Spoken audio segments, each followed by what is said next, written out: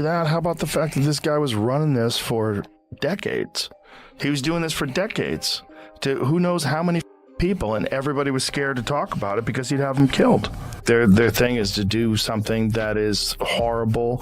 I think there's like a sickness that people have when they have power, like extreme power, and then well, what else can I do? What else can I do? What else is what else is taboo? What else is forbidden? Like all this Diddy shit that's coming. I think there's so many powerful people that are on those lists. There's so many powerful people that went and partied. Air quotes, partied. And how many of them went to the Diddy parties? Have you been paying attention to the trial? Everybody's in the comments trying to figure out who 50 Cent was really taking shots at in that Diddy documentary series. But Joe Rogan flipped the conversation by pointing out something else entirely. Some very familiar names weren't mentioned at all. And a lot of people don't believe that was accidental. Because when a federal case dominates the headlines, the real story isn't always about who gets named first. It's about who suddenly goes quiet, who stops showing up, who starts creating distance, who moves like they can feel the spotlight inching closer.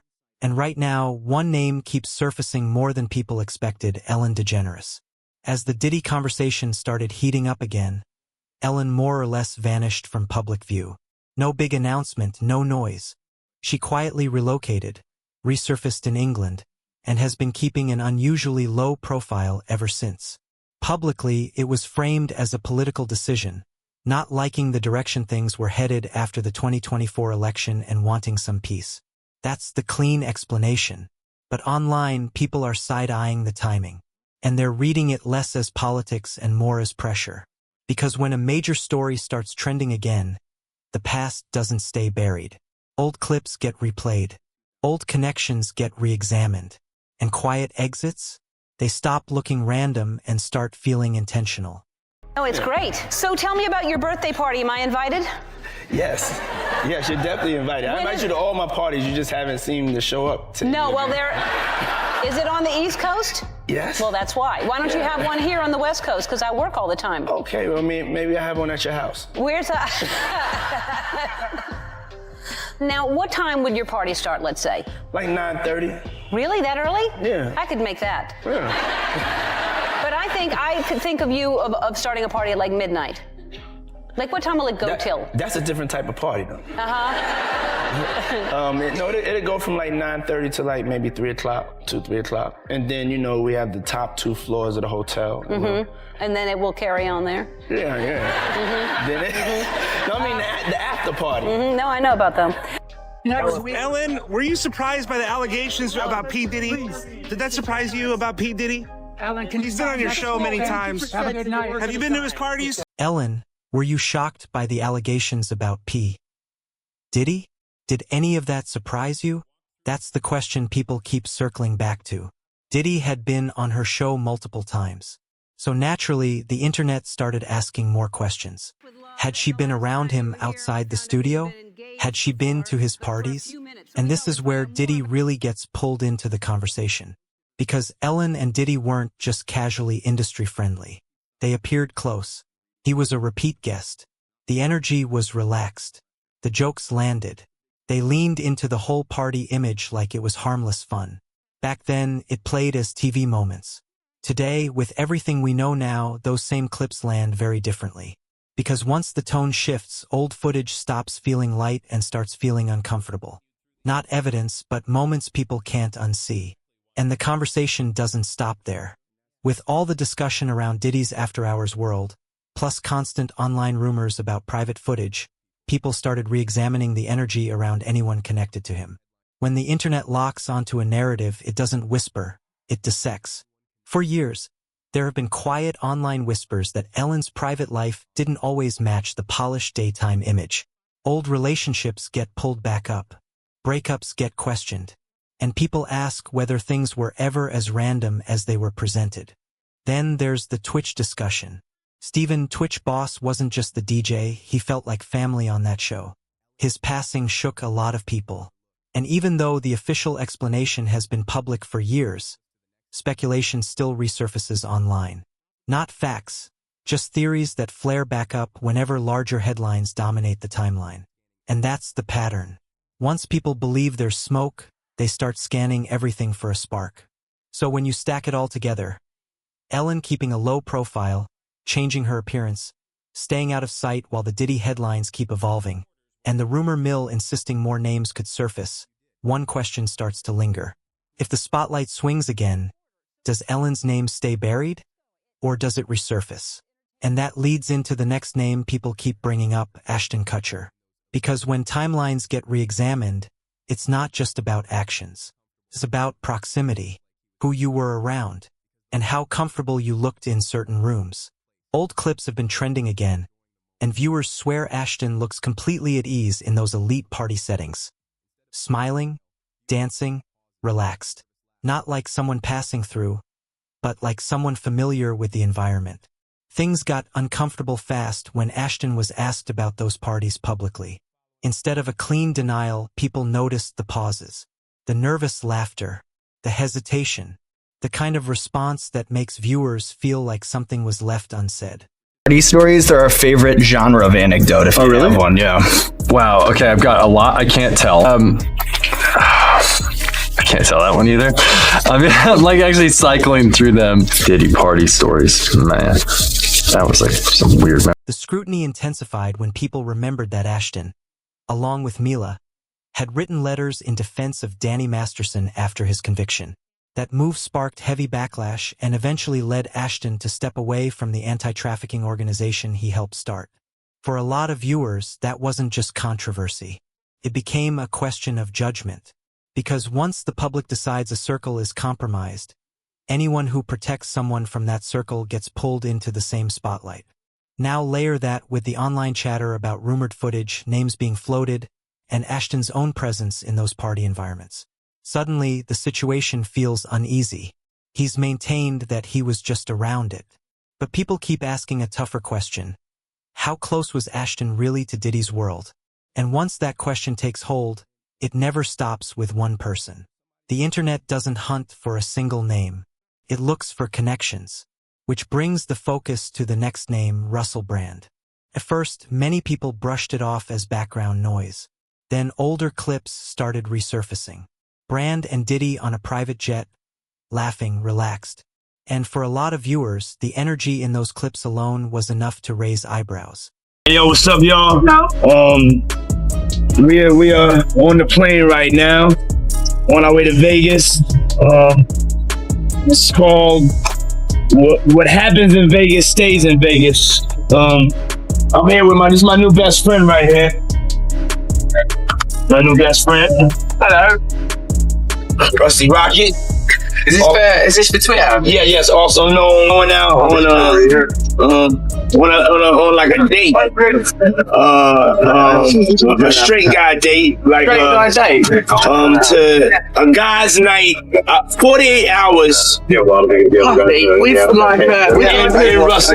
a normal date between like a man and a woman, two gay men or lesbian women. The best possible result of that date. And in one clip, Brand even suggested he felt boxed in, like his options were limited and he was being steered into going along with whatever was unfolding. Diddy's new to me, right? He looked after me. He took me on an enforced holiday to Vegas. He's a very intense man because I think he come from nothing and now he's very, very powerful. People that do stuff like that, they're intense. Now, I like him. He's very influential. Say that you don't want to do something and Diddy does want you to do it. It's really hard to not do that thing. Is it the mind or? He's a bit like the mind. He's very... So with all the talk about Diddy's alleged power plays and manipulation, people start connecting dots. They keep asking, how deep did Brand really get pulled into that world? Was he just there for the ride? Or did he witness things most people could never imagine? And that's why the timeline and the resurfacing footage keeps making people rethink what they thought they knew. Moving on, Paris Hilton's name keeps circling the block. Turns out Paris wasn't just a random acquaintance in that world. She was front and center at major high-profile events for years. She kept popping up around Diddy at big gatherings, the white-themed parties, the birthday blowouts, the headline nights, and right now old posts and throwback clips are trending again and getting rewatched with a totally different vibe. And she wasn't shy about praising the scene back then either. So with all this talk about Diddy's alleged power moves and manipulation, people started putting pieces together. Now the question keeps popping up. How deep did Brand really get pulled into that world? Was he just along for the ride? Or did he see things most people could never even imagine? That's exactly why the timeline, and that resurfacing footage, keeps forcing people to rethink everything they thought. The best party I've ever been to was at Blank's house. Puffy's 50th birthday. It was so sick. Yeah. People keep pointing to that 2017 post that's resurfacing right now where Paris hyped up one of Diddy's house parties like it was unforgettable. She wrote about having an epic time, called him talented, said the energy was crazy, even dropped the Heart of Gold line, and people are dragging that back into the spotlight hard. One comment is basically, wait, she went to those parties? You know what that means? Another says the Heart of Gold line hits different now because when the mood changes, compliments start getting treated like receipts. Not because they prove anything on their own, but because they show how people talked before anyone felt nervous. So now the questions are everywhere. Did she just show up, party, and leave? Or did she see more than the public ever realized? How much did she actually know about what was happening off camera? And if she did know anything, was there pressure to keep it quiet? And right when that question starts landing, the conversation gets darker. Because people don't just stare at guests, they start staring at the people closest to the center, sliding into the next name, Kim Porter. People have questioned the timeline for years, and online it never fully sat right. Not because anyone has proof, but because when people don't feel closure, speculation turns into its own storyline. But let's keep it real. Kim wasn't just connected. She was Diddy's longtime partner and co-parent, meaning she was close to the inner circle for a long time. And because of that proximity, people online keep speculating she might have come across things that didn't match the public image, information, conflict, or moments the public never saw. Then she got sick. Pneumonia was the official cause, and the internet did what it always does. Some people treated the timing like a mystery. Others framed it as too convenient, and theories kept circulating. Not confirmed. Just the kind of talk that grows when people feel like they never got answers. Died from pneumonia, but there's the first coroner's report that said it was ruled a homicide and they found toxins in her body to prove that she had been poisoned. You know, they have poisons that create heart attack and pneumonia-like. And once the public starts looking at inner circles, they don't just stare at partners, they start staring at family. Because if the story is bigger than one person, people assume the system around them helped it function. Another name getting eyes glued is Janice Combs, Diddy's mother. And in online narratives, she doesn't get framed as just the loyal mom. Some people paint her as someone who understood the game early. Charm, control, power, and helped shape how that empire moved. People claim she wasn't just on the sidelines, and they keep pulling up old clips and strange moments to back their theories. And once the public starts digging into inner circles, they don't stop at partners, they start looking at family too. Because if the story is bigger than just one person, people assume the system around them helped it run. Another name that's got eyes locked in is Janice Combs, Diddy's mother. And in online narratives, she's not being framed as just the supportive mom anymore. Some people paint her as someone who understood the game early on, charm, control, power, and helped shape how that whole empire moved. People online claim she wasn't just watching from the sidelines, and they keep pulling up old clips and odd moments to support their theories. Whether any of it means anything is still up in the air, but once those questions start, they don't really go away. 54,331. Yeah,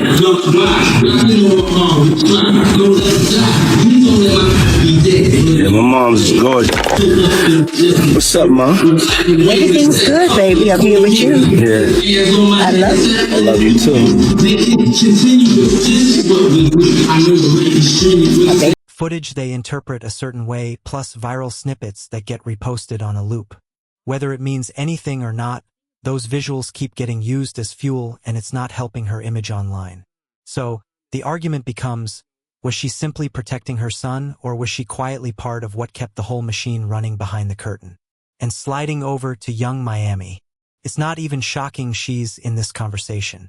She's been publicly loyal through a lot, even while leaked footage and headlines made things uglier. And people remember her defending him, saying he was working on himself, therapy, inner growth, all that. Footage people interpret their own way, mixed with viral snippets that get reposted on a nonstop loop. Whether it means anything or not, those visuals keep getting used as fuel, and it's definitely not helping her image online. So the argument shifts to this. Was she just protecting her son? Or was she quietly part of what kept the whole machine running behind the curtain? And then the conversation slides over to young Miami. It's not even surprising she's in the mix. She stayed publicly loyal through a lot, even as leaked footage and headlines made everything messy. And people haven't forgotten her defending him, saying he was working on himself, therapy, inner growth, all of that. And that I've come to know over the past 4 years. So she talks about in those years how they were in a public relationship. And she says she came to know a completely different person. She says that Diddy motivated her. He believed in her.